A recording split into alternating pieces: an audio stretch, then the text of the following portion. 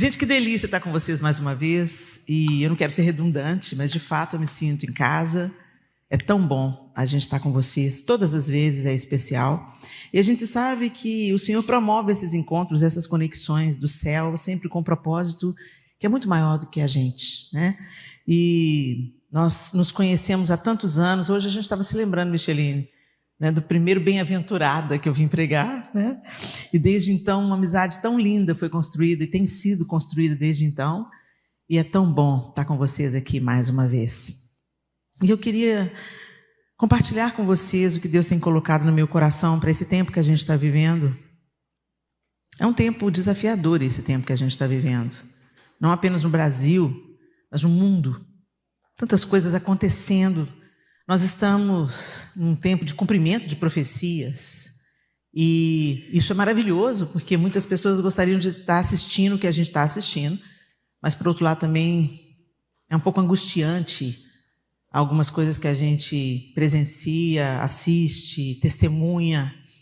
E aí a gente tem que ser muito intencional em manter os nossos olhos fitos no Senhor, a fim de que o nosso coração não seja desanimado, a fim de que a gente realmente contemple a bondade e a mão do Senhor agindo através das circunstâncias.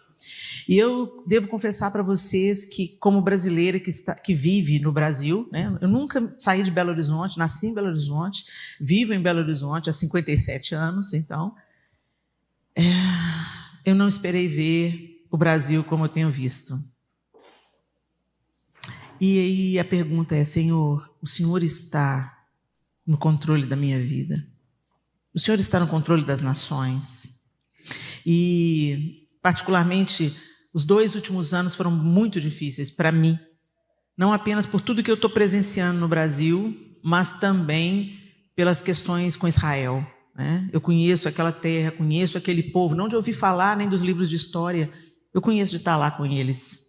Eu jamais pensei ver novamente a onda de antissemitismo que se levanta atrás de uma fachada de justiça social e de justiça, porque não é verdade. Porque se fosse por isso, se fosse por justiça de minorias, era para todo mundo o mundo inteiro estar marchando pelos cristãos que estão sendo mortos na Nigéria, né? Então a gente vê o mundo em caos e a gente já sabia que seria assim. Então isso não me choca. E me choque, vocês entendem? Me choca, mas não me choca. Quando eu olho para a Bíblia, eu vejo, tá aqui, está tudo previsto.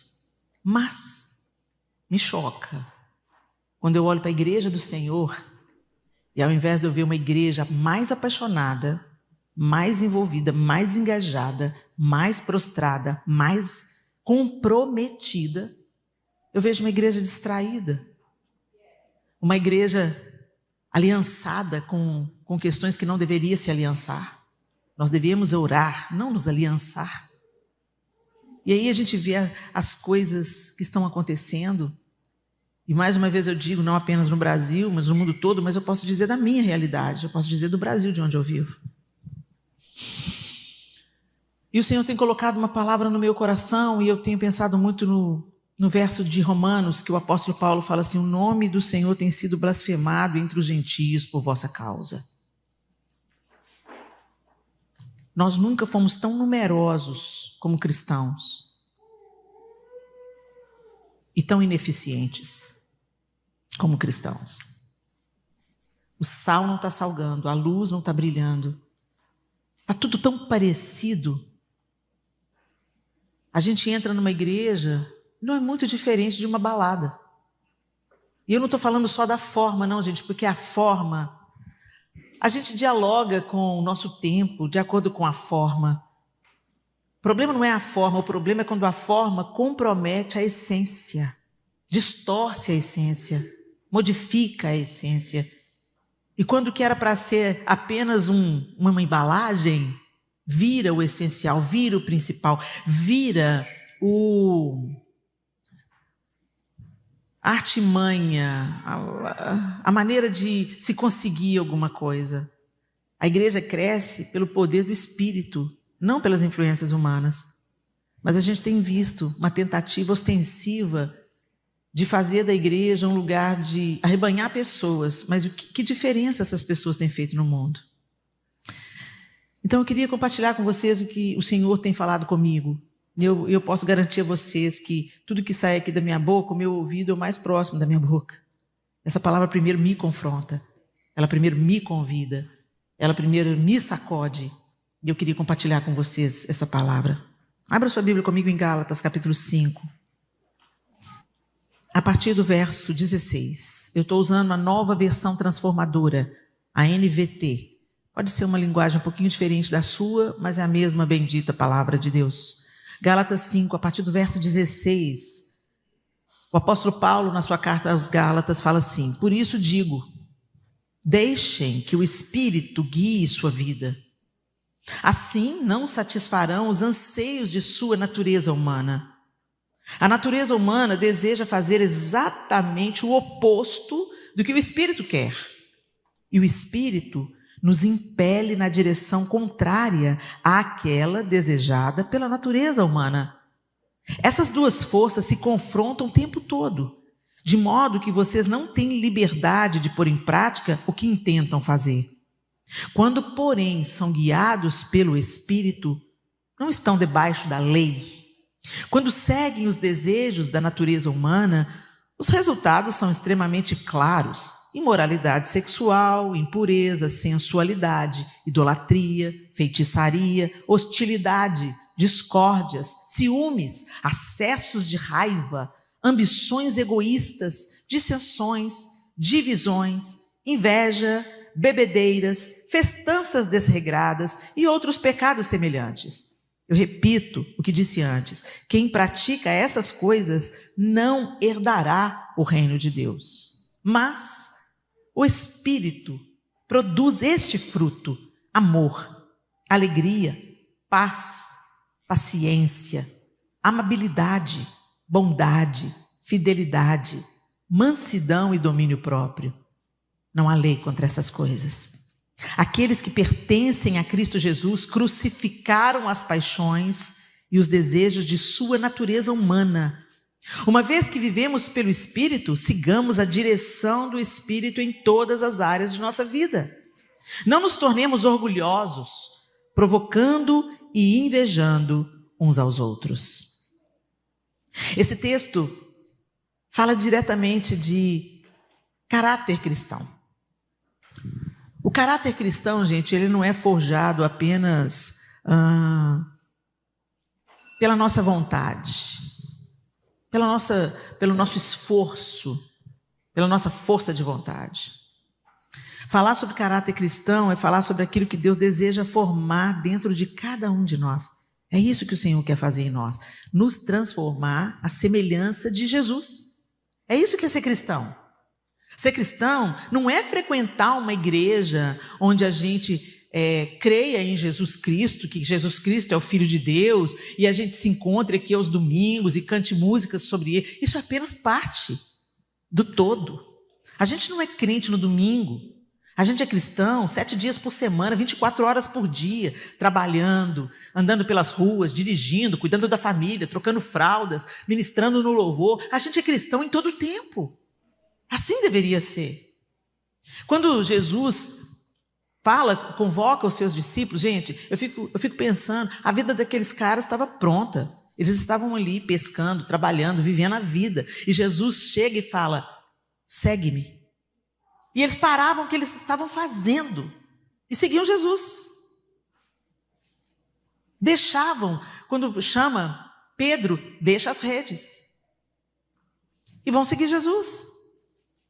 Foram seguindo Jesus, andando com Jesus, vivendo com Jesus, aprendendo de Jesus, próximos a Jesus, testemunhando os milagres de Jesus. E o Senhor continua dizendo para a gente: segue-me. Naquele caso, foi literal, eles deixaram as redes, deixaram suas profissões, deixaram suas vocações primeiras, deixaram tudo e foram seguir a Cristo. E a gente? De que maneira a gente tem seguido a Cristo? E à medida que eles iam conhecendo Jesus, testemunhando os seus feitos, aprendendo dele, eles iam sendo transformados. Mas no final ali de 3 anos, gente, quando Judas vem trair Jesus, Pedro puxa a espada. Depois de 3 anos andando com Jesus, Pedro está armado. E o que ele faz? Ele tenta proteger Jesus no ímpeto dele. Justiceiro, Pedro, né? Tão parecido com a gente. Pulou na frente e cortou a orelha de Malco. E Jesus fala: Pedro, guarda essa espada. Guarda essa espada aí. Aquele que vive pela espada vai morrer pela espada. Mas depois que eles receberam o Espírito Santo, uau! Antes do Espírito Santo, Pedro negou Jesus, Pedro sentiu medo, Pedro fugiu, Mas depois de ver Jesus ressurreto, e depois de receber o poder do Espírito Santo em Pentecoste, aqueles 11 covardes viraram 11 homens ousados, prontos a derramar suas vidas pelo Evangelho. E é por causa deles que esse Evangelho chegou a nós aqui, no século 21. Porque eles não temeram derramar suas vidas. Degolados, passados a fio da espada, crucificados, eles permaneceram fiéis até o fim, para que o Evangelho se expandisse e nos alcançasse. E eles estavam morrendo com uma convicção plena de que estavam cumprindo a vontade do Senhor. Assim como os nossos irmãos na Nigéria estão morrendo por não negarem a fé. E isso está acontecendo agora. O Espírito Santo nos foi dado não apenas para nos dar dons, e os dons do Espírito são maravilhosos e necessários, mas não apenas para nos dar dons, mas para nos capacitar, nos tornar semelhantes a Jesus. Em tudo, em poder, em autoridade, em humildade, em quebrantamento, em paciência, em amor, alegria. Esses frutos aqui, esses gomos do fruto do Espírito tem tudo a ver com Jesus, é a descrição do caráter de Cristo. Ele é amor, ele é alegria. O salmista diz que o Messias foi ungido com óleo de alegria, mais do que os seus companheiros. É impossível a gente conectar o que o salmista diz com a imagem que fazem de Jesus. Normalmente Jesus nas ilustrações humanas está assim, com uma cara de sofrimento. E uma vez eu era adolescente, eu vi um desenho a lápis de Jesus, um desenho gigante. E o desenho a lápis de Jesus era Jesus gargalhando. Gente, aquilo mexeu comigo. Era Jesus até inclinando para trás, assim, a arcada dentária dele toda aparecendo, gargalhando. Eu falei: Jesus devia ser assim, sabe por quê? Porque as crianças estavam na cola de Jesus. As crianças não davam sossego para Jesus. E a criança anda atrás de gente de bem com a vida, gente alegre, gente bem-humorada, galera mais sisuda, mais séria ou mais tímida. Não chama muito a atenção das crianças, mas as crianças ficam na cola de gente que é festeiro, que é alegre, que é brincalhão. Então é impossível não conectar a alegria. E aí o salmista diz: o seu Deus te ungiu com óleo de alegria, mais do que aos seus companheiros. O salmista está falando sobre o Messias. Alegria, paz, bondade, longanimidade, benignidade, domínio próprio, mansidão, todas as características de Cristo. Então o Espírito Santo nos foi dado, gente, para desenvolver em nós essas características. E nós não estamos prontos, nós estamos caminhando, todos nós, mas será que a gente está caminhando mesmo? Ou será que a gente atrofiou? Será que a gente se acostumou com o ambiente da igreja e ele está mais parecido com um ambiente social do que um ambiente de adoração e de aperfeiçoamento dos santos? A gente não é igreja sozinho, a gente não é igreja em casa. Você pode estar se auto-enganando, falando assim: não, eu vou servir a Deus na minha casa. Você pode até servir a Deus na sua casa, meu irmão, mas não tem jeito de a gente ser igreja isolado. A gente só é igreja quando a gente está junto com o outro. E é nesse juntar, sabe, que a gente é aperfeiçoado. Quando você tem que lidar com a dificuldade do outro, com o gênio difícil do outro. E você também não é fácil, não. Fica pensando que você é docinho, você não é, entendeu? A gente vai convivendo, entendeu? E as diferenças vão aparecendo, e as opiniões contrárias também vão aparecendo, e aí um vai, sabe? Um vai forjando o outro.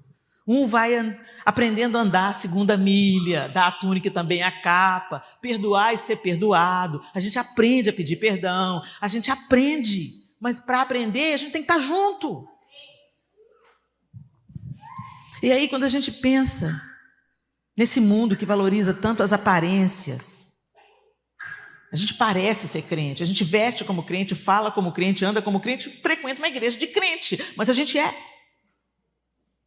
Na nossa vida privada, a gente é. Nos nossos negócios, a gente é. Na nossa intimidade de casal, a gente é. Nas nossas amizades, relacionamentos, a gente é. A maneira como a gente trata os nossos pais e a maneira como a gente se relaciona com os nossos filhos, a gente é crente. É Jesus que está aparecendo. É o Senhor que está sendo forjado em nós dia após dia. Gente, quando eu olho para frente, eu vejo tanto que eu tenho que caminhar, eu penso assim, meu Deus do céu, parece que eu nunca vou chegar, Jesus. Mas quando eu olho para trás, que alegria que dá. Eu não sou mais aquela Helena. Então me dá uma esperança. Se eu não sou hoje a Helena que eu era antes, então daqui a pouco eu não serei mais a Helena que eu sou hoje. É de fé em fé, de glória em glória, até ser dia perfeito, até aquele grande dia que nós o veremos face a face e instantaneamente nós seremos como Ele é. Mas até lá, gente, nós estamos sendo transformados. É um dia, cada dia um pouquinho. A gente tem que entender, em primeiro lugar, que o caráter cristão nasce de uma transformação interior. E a gente trabalha muito no exterior. Em Romanos 12:2, nessa tradução NVT, eu gosto dela e por isso eu estou sendo intencional de trazer ela para vocês, diz assim: não imitem o comportamento e os costumes deste mundo, mas deixem que Deus os transforme por meio de uma mudança em seu modo de pensar, a fim de que experimentem a boa, agradável e perfeita vontade de Deus para vocês. Percebam, Deus quer que a gente experimente a sua boa, agradável e perfeita vontade. Você quer experimentar a boa, perfeita e agradável vontade de Deus? Você quer? Eu quero. Mas tem uma condição. Não imitem o comportamento e os costumes deste mundo. Ah, Helena, então o que você está querendo dizer? Para a gente virar um bando de ET? Para a gente ficar os estranhos? Não, para vocês serem santos. Porque é estranho o comportamento de um santo nesse mundo, sim ou não? Mas é disso que o mundo tem sede, gente. O mundo não tem sede dos seus pares, dos seus iguais. O mundo está morrendo de sede, mas ainda procura pelo sal. O mundo está na escuridão. Embora esteja confortável na escuridão, quando surge luz, tudo muda. Ainda que seja uma pequena luz. E nós estamos sendo a resposta, ou nós temos nos tornado apenas mais um. Não imitem o comportamento e os costumes deste mundo. E eu gosto da segunda parte, mas deixem que Deus os transforme por meio de uma mudança de um modo de pensar. Porque quando a gente muda o modo de pensar, automaticamente você vai mudar suas escolhas, suas decisões, sua maneira de se relacionar. As suas atitudes vão mudar porque a sua cabeça mudou primeiro. Por isso que nós precisamos de deixar o Espírito Santo de Deus e a palavra de Deus modelarem a nossa forma de pensar. Mudar a nossa maneira de pensar. Mas como é que a gente vai deixar a palavra de Deus e o Espírito? A Edmeia fala uma coisa que eu gosto muito. Quando junta a palavra com o Espírito, como é que ela fala, João? Pá! Explosão de vida. Eu gosto, ela repete isso. Juntou a palavra de Deus e o Espírito, pá! Explosão de vida. E é isso. Quando junta a palavra e o Espírito, algo novo é gerado em nós. Mas tem que ter os dois. A palavra e o Espírito. O Espírito está disponível, você foi selado com o Espírito. Muitas vezes ele é ignorado e apagado. Por isso o apóstolo Paulo também adverte, não apagueis, ou em outras traduções, não entristeçais o Espírito com o qual foste selado. Ou seja, o Espírito Santo está. Quando você creu em Jesus, você entregou sua vida aos comandos do Senhor, você creu que Jesus veio para te reconciliar com o Pai, o Espírito Santo te selou para o dia da redenção. Mas ele não apenas te selou para ser apenas um selo. Ele está em você para te instruir, para te capacitar, para te ensinar e para forjar em você o mesmo caráter de Cristo. Então não começa de fora para dentro, gente, mas de dentro para fora. Não é apenas um comportamento, não é apenas ética. É uma transformação espiritual. Tem muita gente ético que nem acredita em Deus, não é? Eu conheço gente maravilhosa, gente ética, gente honesta, gente generosa, mas que não acredita que existe um Deus. Talvez daí tenha vindo aquela expressão, né? De boas intenções o inferno está cheio. Porque não basta você ser bonzinho, meu irmão. Você tem que ser transformado pelo Espírito Santo. E essa transformação genuína que forma Jesus em nós só pode ser feito pelo Espírito. Não é uma máscara religiosa, não é força de vontade. Embora a força de vontade e a disciplina possam nos levar, possam preparar o terreno para que Deus trabalhe em nós, né? Porque você precisa de força de vontade e disciplina para no meio da sua vida você parar tudo para aprender de Deus através das Escrituras Sagradas. Sim ou não? Você tem que dizer, vamos lá, carne, fica na sua aí, porque hoje tem comida para o espírito, vou pôr palavra para dentro. Porque se você não fizer isso, a sua carne não se inclina para ler a Bíblia. Isso é evidência. Se você não está lendo a Bíblia, é evidência de que a carne está ganhando, meu querido. Que é a sua vontade que está prevalecendo e não o espírito. E o texto do apóstolo Paulo aqui começou falando, olha, se você vive no Espírito, ande no Espírito. Nós precisamos ser governados pelo Espírito.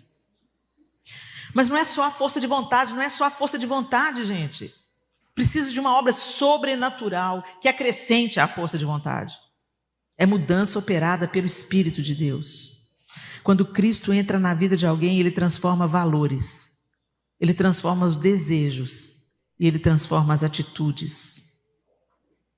O cristão não imita o mundo. Ele reflete Jesus.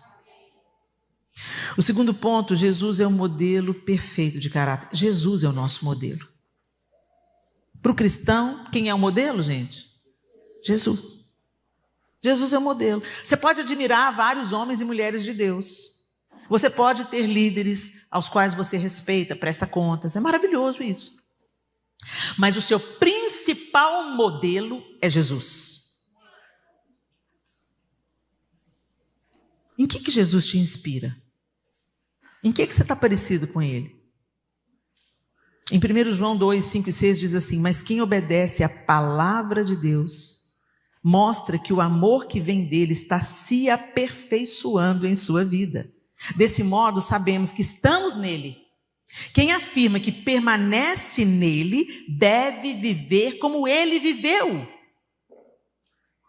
Quem aqui permanece em Jesus? Metade não está em Jesus, gente? Vamos fazer um apelo, Marcelo. Vamos começar agora. Você quer estar em Jesus, meu irmão? Venha na frente, vamos orar. Eu não vou reprovar ninguém, não. Vou reformular a pergunta. Você acredita que você está em Cristo? Sim. Aleluia. Ufa, fiquei preocupada agora. Mas, meu Deus, o povo não está em Cristo. Então, você acredita que está em Jesus, certo? Então, eu quero te dizer, você deve viver como ele viveu. Se queremos entender o caráter cristão, nós não olhamos para líderes humanos apenas. Mas isso também não é justificativa não para você que lidera. É tempo dos cristãos se tornarem exemplos e ter peito para falar. Sejam meus imitadores como eu sou de Cristo, como o apóstolo Paulo falou. Tem um tanto de crente que fala assim, não olha para mim não, olha para Deus. Que eu falho, eu sou um picareta desgraçado. Olha, você é pecador sim, mas você está sendo aperfeiçoado. Então para de dar desculpa. Pode falar assim, olha, pode olhar para mim, porque eu estou perseguindo, pesando nas pisadas de Cristo. Eu estou correndo atrás dele. Então pode vir, porque a gente está indo para a mesma direção. Pode vir atrás de mim, que eu estou indo atrás de Jesus, então está tudo bem. Mas em Cristo nós vemos humildade diante dos homens. Obediência ao Pai. Misericórdia com os pecadores. santidade diante do mal, compaixão pelas multidões. Será que essas características têm aparecido em nós, gente? Será que, primeira coisa, nós temos humildade diante dos homens? Ô, gente, humildade, se você falar que você é humilde, já fracassou. Humildade é uma qualidade que a gente não reconhece que tem, porque na hora que você pensar, sou humilde, perdeu. Mas é algo que a gente deve fazer essa pergunta: o quão humilde eu já sou? Não completo, certamente. Mas o quanto eu já deixei para trás esse desejo de validação pela boca do outro? O quanto eu já deixei para trás essa vontade de mostrar para os meus inimigos como eu venci na vida? Olha aqui que eu sou cabeça e não sou cauda. A gente gosta de ser poderoso na terra, né? A gente gosta de postar no Instagram nossas vitórias. Olha onde eu estou, olha com quem eu estou, né? E todos nós somos assim, tá, gente? Tem exceção de nenhum. Tá todo mundo no mesmo barco aqui. Mas eu quero te dizer, até quando a gente está deixando Jesus trabalhar? Quando você tem aquela tentação de provar para o outro que está te humilhando, quem é você? Quanto que você consegue se dominar e pensar, não preciso provar nada. O Senhor sabe quem eu sou. Isso basta. O quanto que a gente está disposto a se humilhar diante do outro? Porque assim, às vezes o outro está talhando o seu sangue, está atravessado na sua goela. Você se humilhar para quem você considera superior a você, é fácil. Poxa, fulano, sou fã do fulano. Tem até aquela brincadeira, quando você está diante de uma pessoa que você respeita muito, admira muito, você fala assim. Você brinca assim, né? É fácil. Mas e quando você acha que você é superior ao outro? E você tem que se humilhar diante dele. Lá em Efésios, o apóstolo Paulo está dizendo: enchei-vos do Espírito, falando entre vós com salmos, hinos e cânticos espirituais, cantando e salmodiando a Deus no vosso coração, dando por tudo graças ao Senhor em nome de nosso Senhor Jesus Cristo, sujeitando-vos uns aos outros em amor. Se sujeitar àquele que você acha que é mais pecador do que você. E não é, né, gente? Porque todo mundo é pecador. Cada um com seus problemas, cada um na sua área de vulnerabilidade. Mas às vezes a gente se acha tão mais crente do que o outro, né? E aí, gente, eu quero dar um testemunho para vocês. Quanto mais eu me aproximo de Jesus, mais eu vejo que eu não sou coisa nenhuma, não. E eu não estou falando, sabe? Eu não sou nada, eu sou pó. Sabe aquele vitimismo? Não, eu sou filha, muito amada, alcançada pela graça e misericórdia de Deus todos os dias. Que privilégio que eu tenho. Sou amada pelo meu marido. Sou uma boa mãe, imperfeita, mas boa mãe. Dei o meu melhor. Mas quanto mais eu me aproximo de Jesus, eu falo: Senhor, tudo de bom que eu construí é pela sua misericórdia. É pela sua graça, porque o Senhor me alcançou, o Senhor me quebrantou, o Senhor me curou, o Senhor me transformou e tem transformado. Senhor, tinha tudo para dar errado, mas o Senhor interviu, o Senhor entrou, o Senhor mudou. A gente vai ter na consciência de que é Ele, não é a gente, é Ele, a bondade dEle, a misericórdia dEle. Por isso a gente canta, né? Eu encontrei o meu tesouro. Eu encontrei o bem mais precioso. Ele é o bem mais precioso. As outras coisas vão mudar, as outras coisas vão passar. E o que vai permanecer é Ele. Mas a gente ainda insiste em dar para Ele os restos. De quem somos, do que fazemos, dos nossos afetos, do nosso tempo, do nosso interesse. E por isso estamos mancos, meus irmãos. Humildade diante dos homens. Se humilhar diante de Deus, só se você for tolo de não se humilhar diante de Deus, mas humilhar diante dos outros. A fulano me humilhou. É porque você estava em pé. Que ninguém pode derrubar quem está prostrado. Ninguém pode derrubar quem anda prostrado. Se você está diante de Deus, o inferno inteiro pode se levantar, não te derruba, porque você está prostrado diante de Deus. Mas a gente vive tendo problemas na igreja de gente ferida. Me magoaram, me decepcionaram, me ofenderam, me esqueceram. Para de coitadismo, gente. Para de vitimismo. Epas. Você é quem você é filho de Deus. E você não vai estar em todas, não. E está tudo bem. Você vai estar onde Deus quer que você esteja. Você vai sentar na mesa que Deus tem para você. E está tudo bem. Não é uma competição para ver quem é mais amiguinho de quem. A igreja não é lugar para isso, de comparação, de disputa, de poder. Igreja é lugar de irmandade e também de não fecharmos nos nossos guetos preferenciais. A gente tem os nossos amigos de mais afinidade, sim, isso é fato. Isso é saudável. Mas a gente tem que entender que a gente não vai se relacionar só com quem a gente gosta ou quem a gente quer. Que a riqueza da gente está em a gente se relacionar com todo tipo de gente. É aí que a gente aprende, é aí que a gente é esticado, e é aí que a gente conhece gente maravilhosa, que a gente não conheceria se a gente tivesse fechado no nosso gueto. Obediência ao Pai. Quanto que você está obedecendo a Deus, gente? A palavra de Deus diz assim para a gente: longe de vós toda maledicência.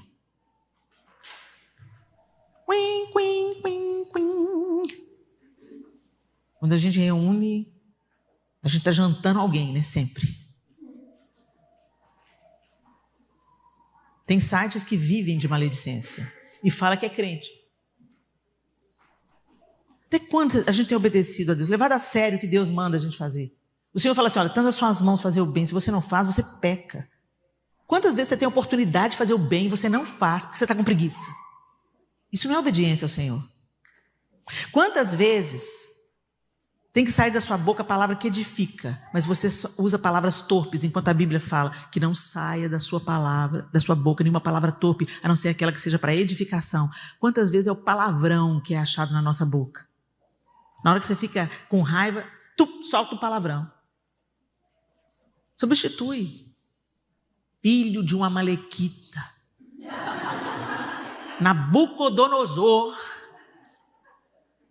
Mas você tem uns crentes, gente, que na hora da crise a gente sai para fora porque a gente está cheio. E a palavra torpe, está saindo toda hora. Tem gente que fala palavrão como se fosse a coisa mais normal do mundo. Não é normal, para nós não é normal.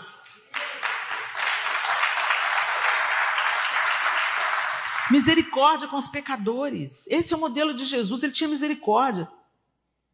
Ele sentava em todas as mesas. Gente, Mateus era escória. Mateus era odiado pelo seu povo, porque ele era um traidor. Ele cobrava impostos do seu povo para o Império Romano. O cara era um cara abusivo, duro, desonesto, traidor da nação. E Jesus foi jantar na casa de Mateus. E você fala, aqueles parentes que não são crentes, eu não vou lá na casa do fulano, porque ele ainda não converteu, eu não vou me sentar na roda dos escarnecedores. Você senta e muda o ambiente. Não é para você se sentir superior, meu lindo, minha linda. Não é para você se sentir superior, é para você ter a humildade de Jesus, obedecer ao Pai, para aplicar misericórdia àquele que precisa encontrar Jesus. Como um dia Deus teve misericórdia de você, alguém teve misericórdia de você, para você encontrar Jesus, sim ou não? Alguém teve misericórdia de mim, da minha família, para Jesus chegar na minha vida. É fácil para a gente lidar com gente que é igual a gente. Eu sei do que eu estou falando, gente. Eu prefiro lidar com gente que é igual a mim. Mas não é essa a vontade de Deus. É fácil eu amar a Micheline, a gente é tão parecida. Falamos pelos cotovelos, rimos por qualquer bobagem, choramos também por qualquer coisa e gritamos com os meninos. E amamos apaixonadamente os netos. Você vai ver o que vai ser com a Sofia. Estou doida para ver. A gente morre por causa dos netos. Me afino com a Mi, me afino com tantas das minhas irmãs. Verinha que está lá me recebendo na casa dela. Delícia. Zenaide, olha que fofinha que Zenaide é. Né? Tanta gente querida, né? Mas às vezes aparece alguém na minha vida que é bem diferente de mim. Aliás, uma bem diferente de mim é minha filha mais velha. Bem diferente. É a oportunidade de a gente amar o diferente. Aqueles que fizeram escolhas diferentes das nossas escolhas, aqueles que se vestem de uma maneira que a gente não gostaria de se vestir, aqueles que fazem o que a gente não gostaria de fazer, falam o que a gente não gostaria de falar. É aí que está a oportunidade da gente amar, gente. Porque amar quem é igual a gente, que glória que tem nisso? É fácil. Duro foi para Jesus amar Pedro. Duro foi para Jesus amar Mateus. Deve ter sido mais fácil amar João. Mas Pedro, Mateus, os filhos do trovão, né? Tiago. João também, né? Porque João era mozinho, mas queria jogar fogo do céu, né? Podemos chamar fogo do céu? O mais docinho dos discípulos queria que trouxesse fogo do céu para queimar o povo. E aí Jesus fala assim: de que espírito vocês são? Olha, talvez o Senhor esteja dizendo para a gente hoje: de que espírito vocês são? Eu sei, hein? Estou querendo que fogo do céu caia lá no Brasil na cabeça de uns. Aí Jesus fala: de que espírito você é? Helena. Eu falo: põe a mão em mim, Jesus, as duas. Põe as duas mãos em mim, não me solta não. Não mato um, Senhor. O caráter do cristão é produzido pelo Espírito Santo. Amor, alegria, paz, longanimidade. Longanimidade é pavio longo, né? Longanimidade. Custa estourar. Benignidade. Sabe o que é benignidade? Gentileza. Por favor, obrigado. Você primeiro. Gentileza. Bondade. Fidelidade. Mansidão. Domínio próprio. Essas qualidades, gente, não são opcionais. Elas são a constatação, elas são a evidência de que Cristo está trabalhando em nós. Elas podem não estar perfeitas, esse fruto pode ainda não estar madurinho, mas tem que ter traços dele lá. A sua vida tem que ter traços de amor, traços de alegria, traços de benignidade, de longanimidade, de mansidão, traços. Eu sou uma mulher mais mansa hoje, pasme. Eu sou uma mulher mais mansa hoje, né, João? Do que eu era doida, louca. Gente, eu brigava com o povo na rua, Jesus. Pai de amor. Teve uma vez que eu olhei para um cachorro, era um Doberman? Não, era um pintado, um dálmata. Um dálmata lindo. A gente estava num parque lá em BH passeando, e o João está até pensando assim. Um dálmata, a gente não tinha filho ainda. A gente já era casado, mas a gente não tinha filho. A gente passeando no parque, tem um dálmata. Eu falei: meu Deus, que lindo! Parece uma vaca. A menina interpretou isso como um xingamento.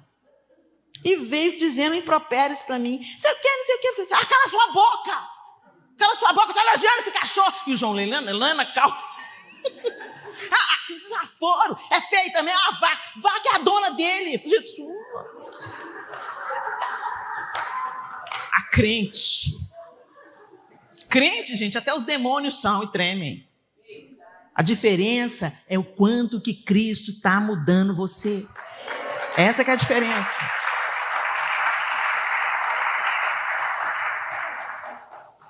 Tá bom, Helena, então essas qualidades não são opcionais, elas são a evidência. Tá, mas como é que nasce esse fruto? Do esforço próprio? Não. Nasce de permanecer em Cristo. Permanecer em Cristo. Como é que a gente permanece em Cristo, gente? Quando você gosta muito de uma pessoa, não sei vocês, mas eu sou assim. Quando eu me interesso por uma pessoa, eu vou pesquisar a vida dela. Eu vou querer saber tudo sobre ela, o que ela estudou, com quem que ela casou, sabe? De vez em quando me dá uns tilt assim. Eu vejo uma pessoa e falo assim: gostei da música que ela cantou, deixa eu ver quem que é essa pessoa. Hoje com o Google, né, gente? Dá um Google, você já sabe tudo da vida da pessoa, né? E aquilo vai te ensinando a ter vislumbre sobre aquela pessoa. O Timothy Keller não foi formado da água para o vinho, né, gente? Quem é o Timothy Keller? Como é que ele começou? De que ele cuida? Como é que é a família dele? Sabe, a gente se interessa por essas pessoas que são influência na nossa vida. A maior influência na nossa vida é Jesus. Mas tudo que você sabe dele foi o pastor Marcelo que te contou, ou o pastor da sua igreja que te contou. E aquilo que você aprendeu com ele no seu quarto? O quanto você já aprendeu dele no seu quarto? E as coisas que ele já falou só para você? Você discerne a voz do Senhor no meio das outras vozes? Porque eu tenho um tanto de voz dentro da gente, né? Você tem as suas conversações internas, você tem as suas opiniões, você tem as vozes das outras pessoas que são influência na sua vida, você tem as vozes das pessoas que te malham, que te criticam, elas estão todas lá, dentro da gente. E a voz de Deus, você sabe discernir ela no meio de todas as outras? Você só vai discernir a voz de Deus quando você treinar o seu ouvido para ouvir. Vou entrar no meu quarto, fechar minha porta, vamos ficar juntinhos, só eu e o Senhor. Vou pegar minha Bíblia, vou ler com carinho, sei que Deus vai falar comigo. Essa é a música do Crianças Diante do Trono. Mas a gente está tendo que cantar para os adultos. Entra no teu quarto, fecha a tua porta. Helena, não tenho tempo, pelo amor de Deus. Às vezes vocês andam aqui dentro 1 hora no trânsito. Faz uma coisa útil com a tecnologia. Põe a Bíblia falada e enche a sua cabeça da palavra de Deus. Enche a sua cabeça. Enche o seu coração. Gente, a gente não vai dar conta de lidar com as circunstâncias se nós não estivermos cheios da palavra de Deus. Quando fala que ela é o alimento que nos sustenta, é o alimento que nos sustenta. É na aflição que a gente se achega, a gente não abandona Deus na hora da aflição. Se eu estou em aflição, é aí que eu chego mais perto. Se eu estou desesperado, eu chego mais perto. Se eu estou cercada de más notícias, eu chego mais perto. É Ele que eu quero ver, é a palavra dEle que eu quero ouvir. Uma música que tem me alimentado nesses dias de notícias ruins. Cada dia que você liga a televisão, uma notícia. Uma bomba.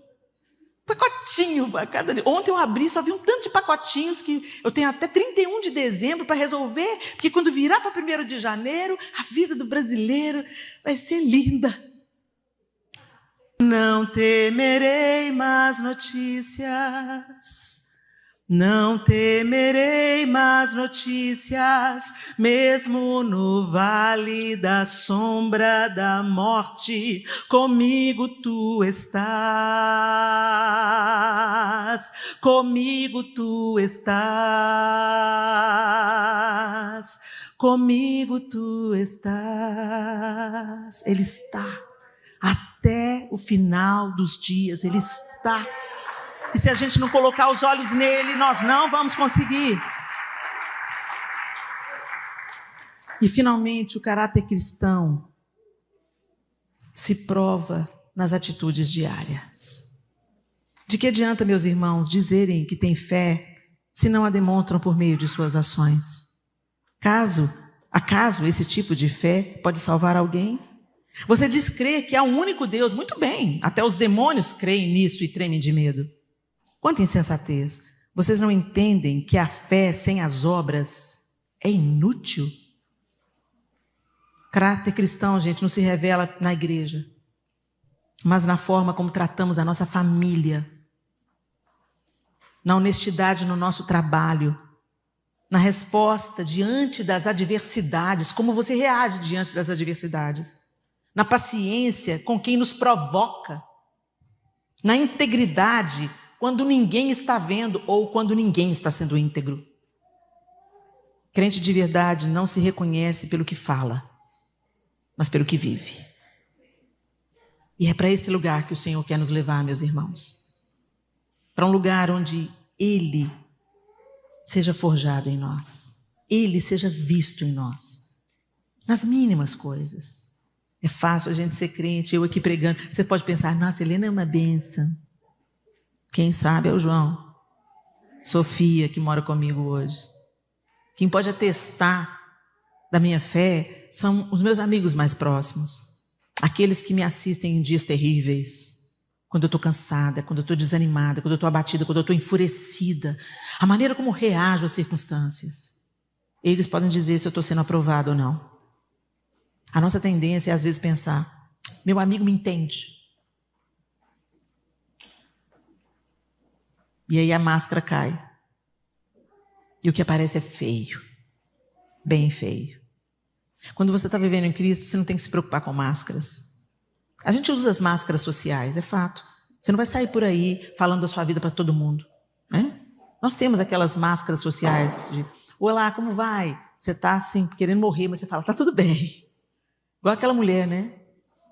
Estava indo para Eliseu saber por que o filho dela morreu, mas ela: como é que tá? Tá tudo bem, tá tudo bem. Eu vou falar com quem resolve, né? Então a gente tem as máscaras sociais e elas não são de todo ruins, não. Mas elas não podem ser confundidas com hipocrisia. Parecer uma coisa e ser outra. E quem pode atestar do nosso cristianismo, gente, é quem mora debaixo do mesmo teto com a gente.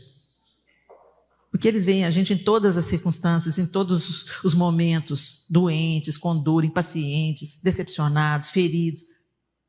E a maneira como a gente reage, como a gente se levanta, como a gente se perdoa, pede perdão quando erra, é isso que diz o quanto de Cristo está sendo formado em nós. E eu quero te dizer, meu irmão, minha irmã, tem alguém que está lendo você. Tem gente que não está ouvindo o que você fala, mas está assistindo como você vive a sua vida. E eu quero te perguntar nessa noite, a sua vida está sendo facilitadora para que pessoas conheçam a Cristo ou está sendo pé na porta para que as pessoas não se acheguem a Deus? Será que nós temos sido pedra de tropeço para que outras pessoas vejam Deus? Será que quando uma pessoa está em aflição, em angústia, ela pensa: vou ligar para a Renata, que a Renata vai ter uma palavra para me dar. Vou lá na casa da dona Regina tomar um café com ela. Pedir um conselho, ela já viveu uma situação parecida com essa, às vezes ela pode me ajudar. Oh Deus, como eu queria que a Kátia estivesse aqui agora. Um dia eu estava no shopping tomando um café com a minha segunda nora, a Rutinha. Ela estava prestes a casar com o Arthur. E eu fui ali tomar um café com a Rutinha para mandar a real nela. De que tipo de família que ela estava entrando. E literalmente eu falei: Rutinha, olha, eu estou te chamando aqui porque eu te admiro, eu te respeito, você é uma fofa, mas você está casando com uma mulher que é forte. Não, você está se casando com o filho de uma mulher que é forte. E muitas vezes entrona. Atrevida.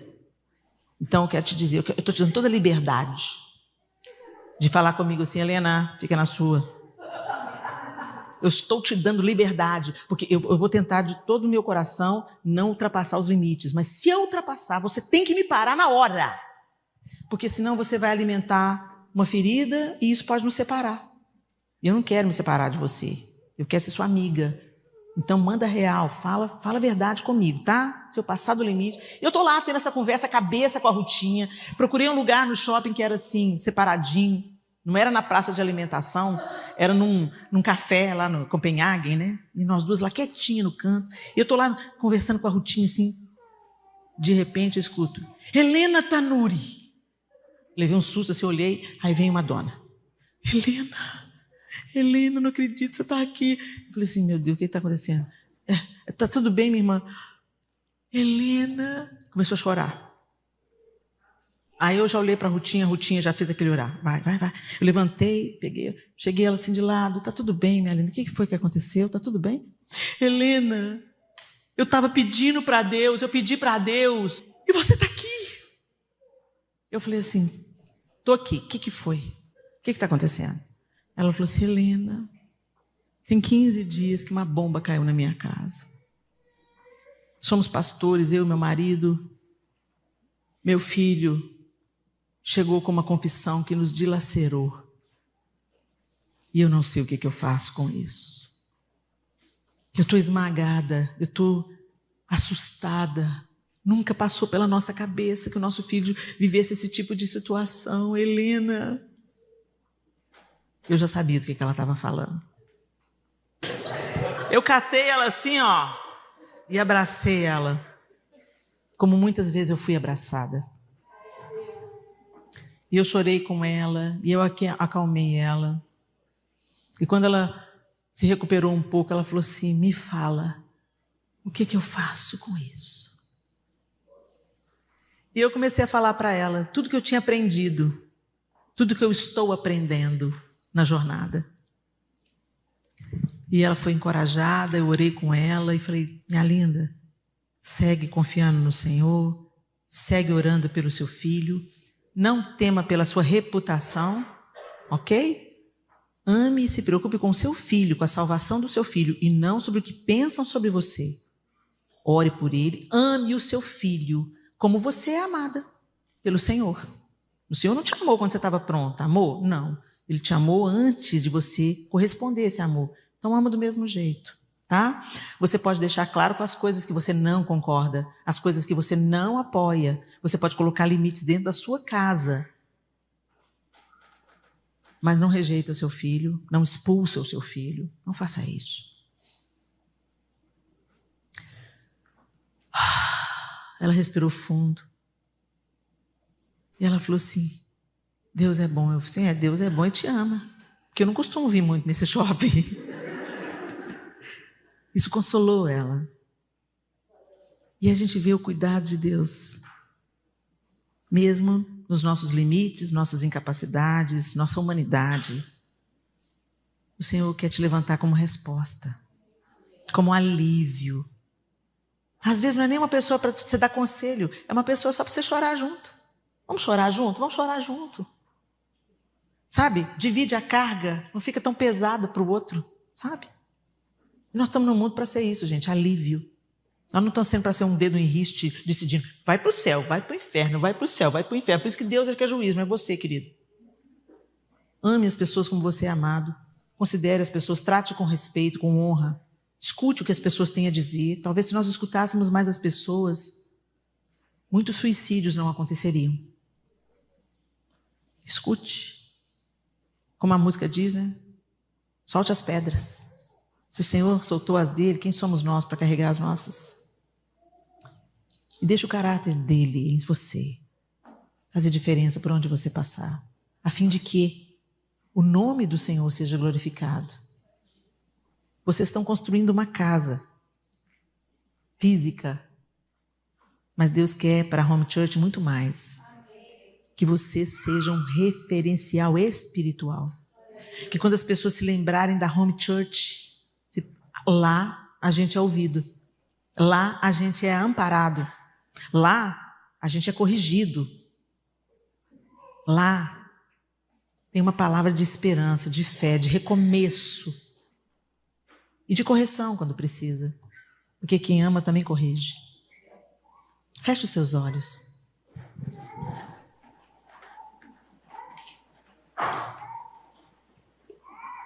O caráter cristão é um processo contínuo, meus irmãos. E ainda na carta aos Filipenses, o apóstolo Paulo fala, tenho certeza de que aquele que começou a boa obra em vocês irá completá-la até o dia em que Cristo Jesus voltar. O Senhor está trabalhando. Deixa Ele trabalhar.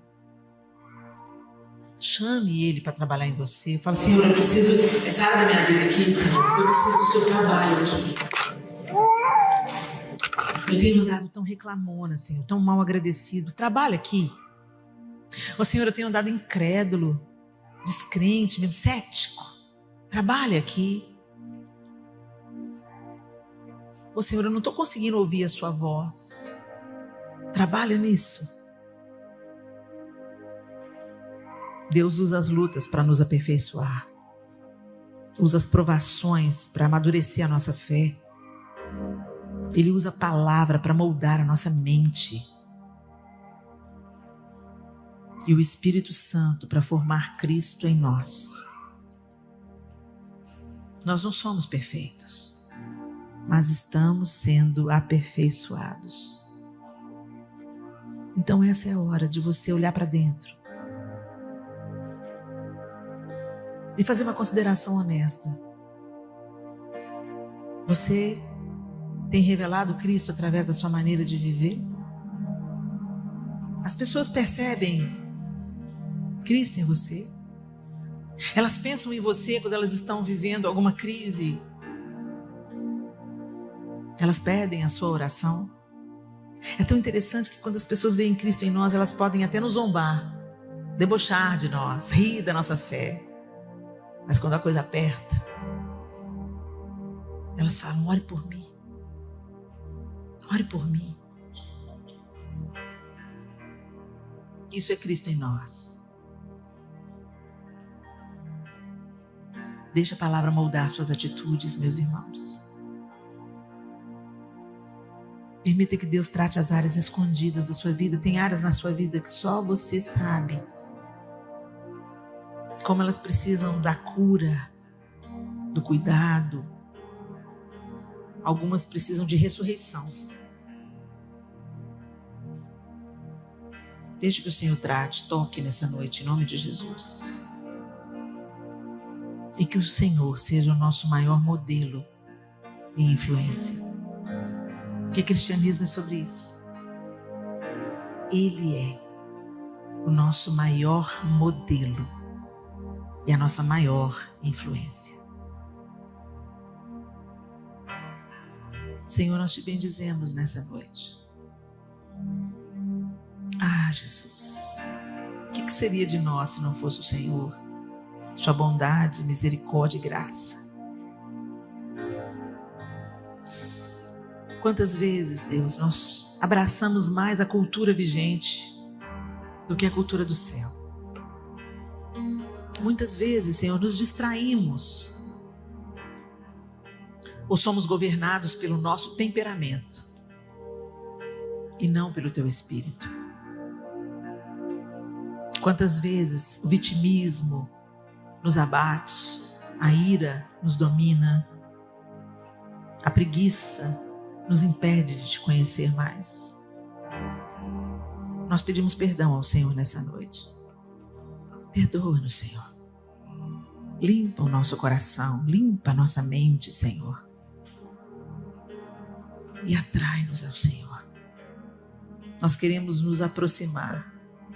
Nós queremos nos achegar a Ti. Mais perto. Mais perto.